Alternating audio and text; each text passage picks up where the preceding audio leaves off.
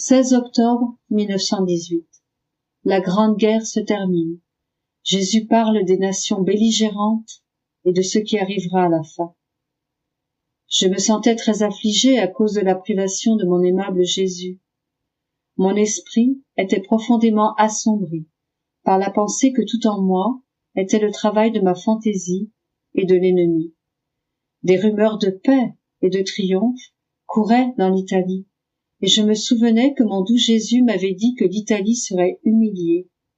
Quelle peine, quel supplice me causait la pensée que toute ma vie avait été une duperie continuelle.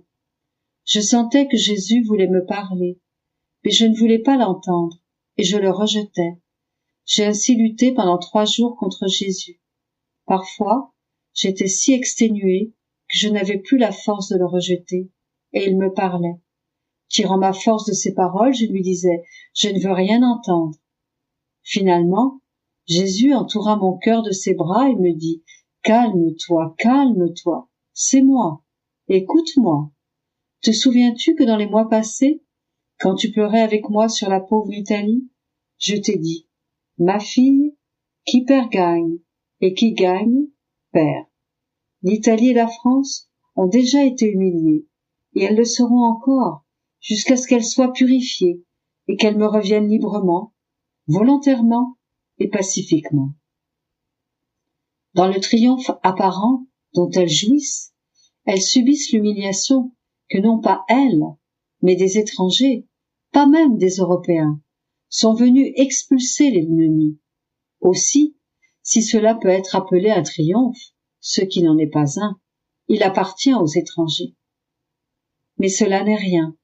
Ils perdent plus que jamais, autant dans le domaine spirituel que dans le domaine temporel, parce que ces événements les disposent à commettre de plus grands crimes, à vivre des révolutions internes féroces, jusqu'à surpasser même la tragédie de la guerre.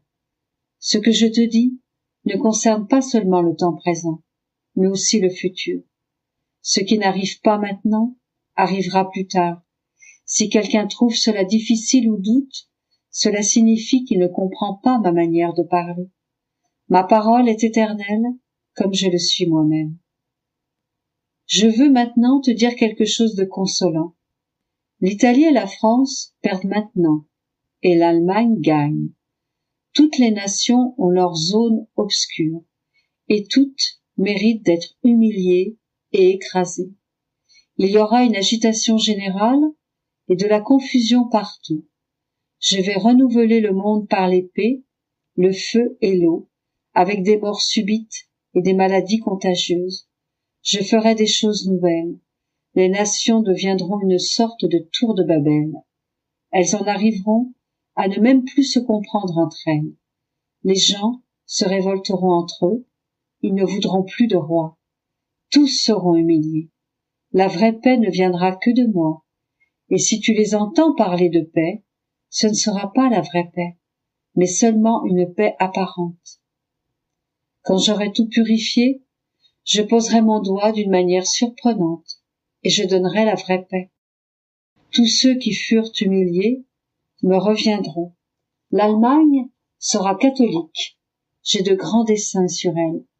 L'Angleterre, la Russie et tous les pays où le sang a coulé retrouveront la foi et seront incorporés à mon Église.